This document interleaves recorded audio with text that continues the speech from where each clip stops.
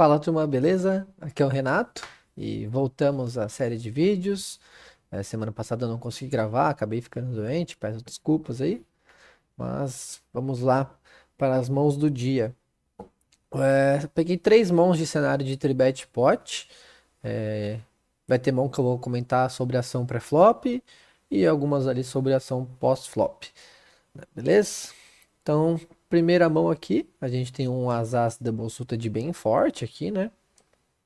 Um jogador do botão aqui abre, nós tribetamos. A gente tem aqui 100 blinds deep, mais ou menos, né? 90 blinds. E o vilão da call em posição. E aí chegamos no flop, dama 10 e 6, two-tone, rainbow, que a gente tem dois backdoor de flush. E aqui o SPR tá próximo de 3, né? E aqui a gente tem a decisão entre se betar ou dar check, né? A gente tem um blocker do par só, do bottom pair. Não tem draws de straight pra gente, tem só os backdoor flush. E aí, qual que seria a nossa decisão aqui no caso, né? Então, se a gente fosse se betar, pelo SPR, a única ação que eu escolheria aqui no caso nesse board seria de um size alto mesmo, para contar com um pouco mais de fold equity, encaixar o SPR para turn, tá? No caso. Só que a gente tem que ver se vai ter fold equity nesse caso aqui, né? E se às vezes que a gente tomar calls, a gente vai ter essa equidade para a gente conseguir mandar, né? Aí você pode pensar, mas tem bastante draws de straight, né? Ainda conecta. Pode ser que conecte com bastante com o range dele, mas que ainda assim vale a pena, né? Você ir para c-bet ao invés de foldar. Então vou colocar aqui um range largo aqui, no caso, um Open de BTN, né? No geral, aí o field vai abrir entre 45 e 50. Posso até colocar 45 aqui. E vamos ver quais são as mãos que ele vai reagir, né? Então aqui ele vai reagir com todas as trincas, todos os dois pares, inclusive os bottom two, acho que nesse SPR ele não folda.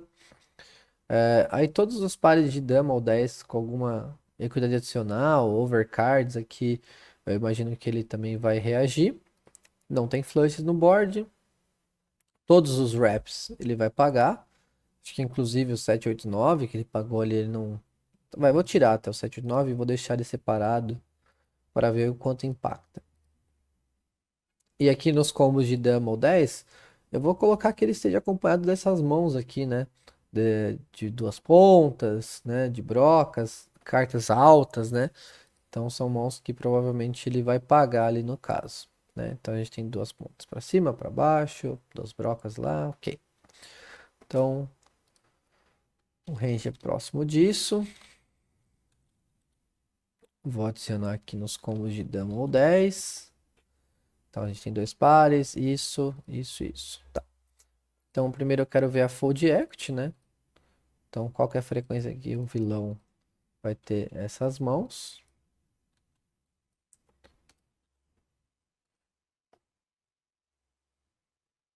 Eu já vou conseguir ver a nossa equidade contra range, então contra o range total dele, né? Todas as mãos que ele deu open call ali, a gente tá atrás, né? A gente tem cerca de 45% de equidade aí no caso.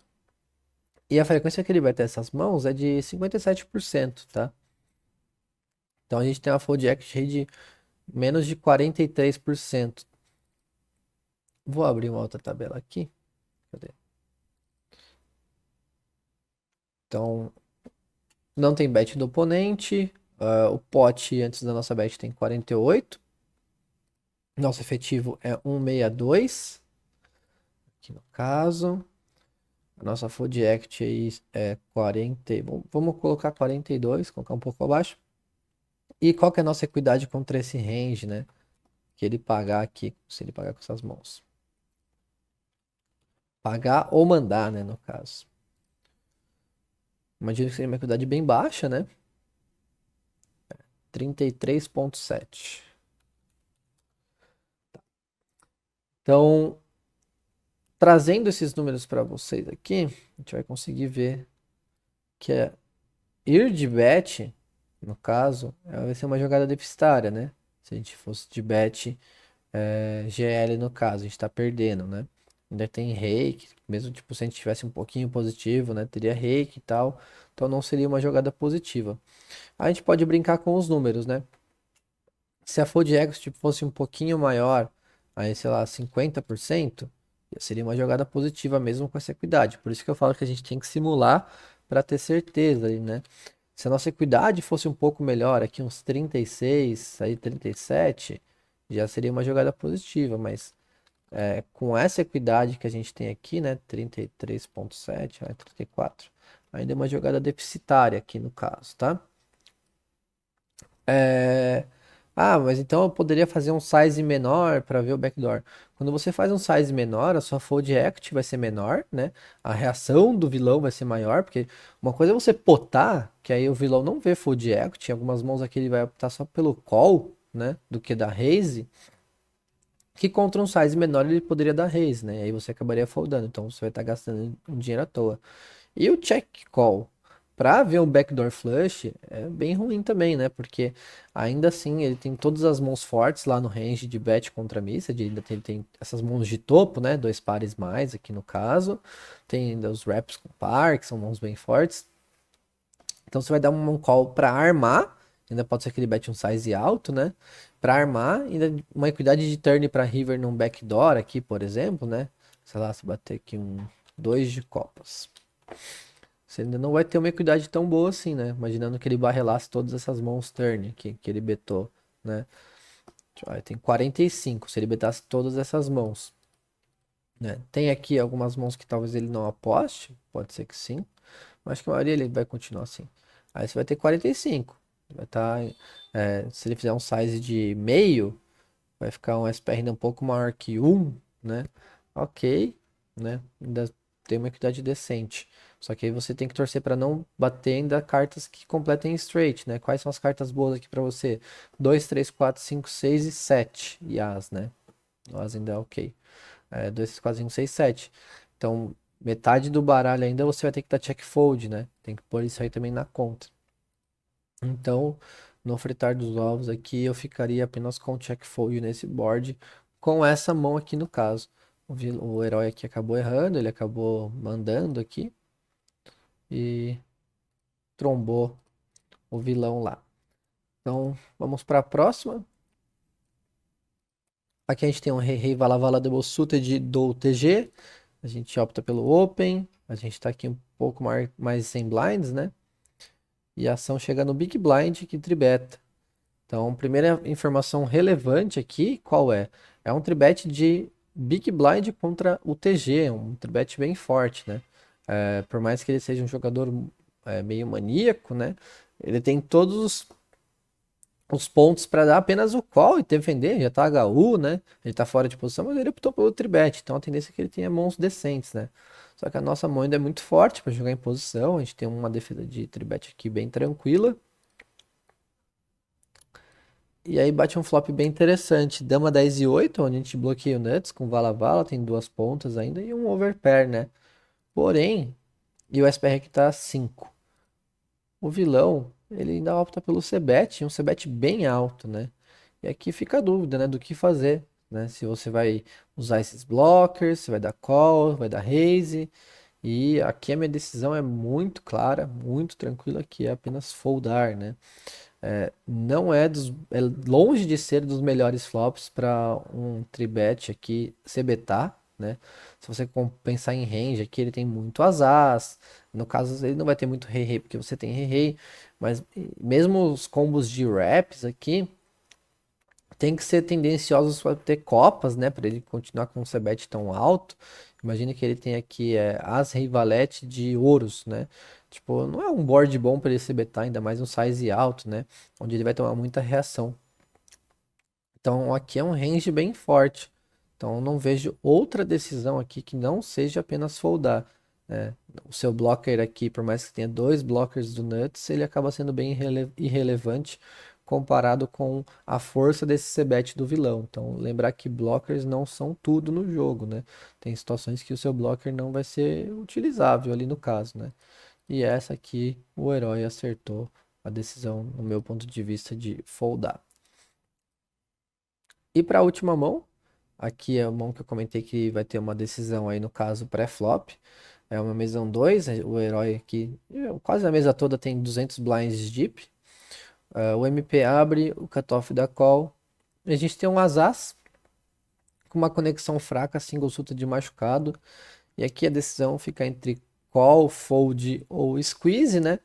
Então, vou começar pela opção do fold, que eu não considero, né?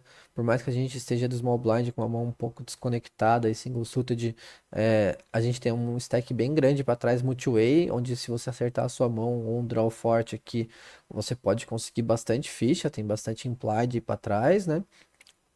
Indo as asas em alguns cenários de boards mais secos, você vai conseguir jogar de check call e tentar levar para showdown. O squeeze.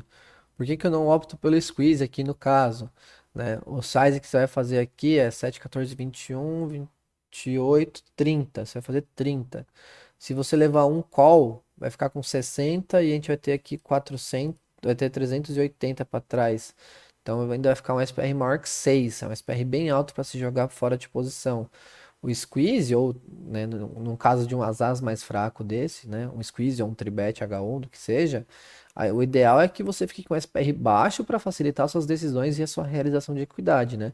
Agora, quando você vai squeezar para ficar com SPR alto, uma mão meio média, assim, né, não faz muito sentido. E mesmo que você levasse os dois calls, né, vai para 90, você vai ter 380, fica um SPR ainda perto de 4, fora de posição contra 2, né? Não é um cenário muito bom. Né? Já adiantei que o herói acabou squeezando, mas a minha decisão aqui seria facilmente dar apenas esse call com essa mão. Tá. Aí tomou apenas um call do MP, né? E chegamos à decisão do flop, né? É um flop bem seco, né? Tem um draw de straight, mas é um straight low que não conecta muito com o range de MP, né? Não sei que ele seja um maníaco, mas mesmo assim, a maior parte do range são de cartas médias altas. A gente tem um blocker de 6, que é relevante, que a gente bloqueia dois pares. E tem um rei lá, né? Que é claro que vai ter bastante rei X ainda no range dele. Mas da mesma maneira, no seu range ainda vai ter bastante mão com rei X, né? Ele não vai sair loqueando com qualquer rei. E aqui a gente tem que tomar uma decisão entre check ou c-bet, né? No caso, eu ficaria com o c-bet. E aí a escolha de size, né? Aqui um SPR, eles têm 70, a gente tem 380. Então o SPR tá 4,5. 382 por 69, né? Ah, 5,5. Fiz a conta errada. 5,5. Então o SPR tá um pouco alto ainda, né? Por mais que você fizer um size alto, você não vai conseguir encerrar um turn. Então aqui eu ficaria na decisão de um size meio pot mesmo. É, geralmente as mãos de topo do field aqui, tipo um rei 6, ele vai dar raise, você vai acabar foldando bem tranquilo. Algum outro jogador vai ter um slow play, ok, tudo bem. E você vai conseguir continuar aqui basicamente nas Broadways, né? Que você ganha uma quantidade adicional de copas, principalmente, né? No Valete ou no 10 de copas. As cartas médias aí, baixas de copas todas. As cartas médias que não forem de copas, ainda posso continuar, tipo, bater um 7, bater um 8, ainda posso continuar ainda para bet fold. Eu coloco bastante pressão nos reis X dele, né? Nesse caso. E dobras são boas, né? 6 e 3 são bons ainda. Não estou muito preocupado em bater low straight aqui, bater um 2, bater um 4, bater um 5, que além de blocker, como eu disse, eu não acho que interage tanto com o range do vilão aqui. Então eu iria para esse size de meia, fold aqui. Eu vou ter ainda mãos fortes nesse size de meia. Eu posso ser beta meio rei 6, por indução, né? Por trap, mesmo para ele dar raise ou dar call e continuar na mão com mãos mais fracas. Só não vejo necessidade de fazer um size alto aqui. Porque as mãos que ele vai foldar, provavelmente ele vai foldar para os dois sizes, né? E o size alto, você, além de se isolar com mãos mais fortes, né? Você vai ficar com SPR meio alto para turn, né? Que é bem ruim. Então o herói optou pelo size meio, o vilão deu só call, aí bateu o 1/8, que é uma carta blank pro flop em si, porém abre alguns draws aqui de straight na parte média e abre um flush draw que a gente não bloqueia nenhuma carta, né? Então, imagino que a fold equity nesse turn não vai ser boa. Então, nesse turn eu só desligaria. E foi o que o herói fez, ele deu check, aí o vilão deu check. Então esse check é bem estranho. E por quê? Porque basicamente todas as mãos que melhoraram muito de equidade aqui ele vai mandar, né? Bem provável que ele vai dar check. E aí isso chega no River, que é uma situação bem interessante, né? Porque o range dele agora, o que que fica? Alguns draws de straight, low, que ele deu call e optou por realizar. E alguns rei X, né? Que no caso ele tá atrás de dois pares. Mas a gente já pode descartar o rei 6 e rei 8, que eu acho que são mãos que ele mandaria antes, né? E aí bater uma dama, que a gente bloqueia dois pares. Aí você vai escolher aqui entre o check ou bet. Então bet eu não vejo valor, né? Não vejo ele dando call com mãos piores aqui. Mas o check você tem um bom bluff catcher, né? Aqui com esses dois pares. Então eu iria para check call. Ele deu check, o vilão apostou, 2/3. Aí aqui para mim, na minha visão, a única mão que a gente tá perdendo é o rei dama. Não consigo ver outra mão para ele ter, né? Que a gente esteja perdendo. Então eu dou call. Eu acho que ele pode transformar em blefe alguns reis X que ele não tem valor de showdown. E o herói acabou optando pelo fold. Mas aqui pra mim eu tenho uma decisão bem clara de dar esse check call, né? Que aqui ele tem esse rei dama que jogou pra trás. Que ainda é um rei dama que não pode ter ouros, não pode ter 7/9, né? E ele pode ainda transformar em blefe sim o rei X que ele não acertou o segundo par, porque ele sabe que ele dificilmente tá ganhando só com o rei. Beleza? Então são três mãos aí de situações bem diferentes de tribet pot, cenários específicos, né? Mas espero que deem algum insight, alguma ajuda aí para vocês, beleza? Obrigado aí e até o próximo vídeo.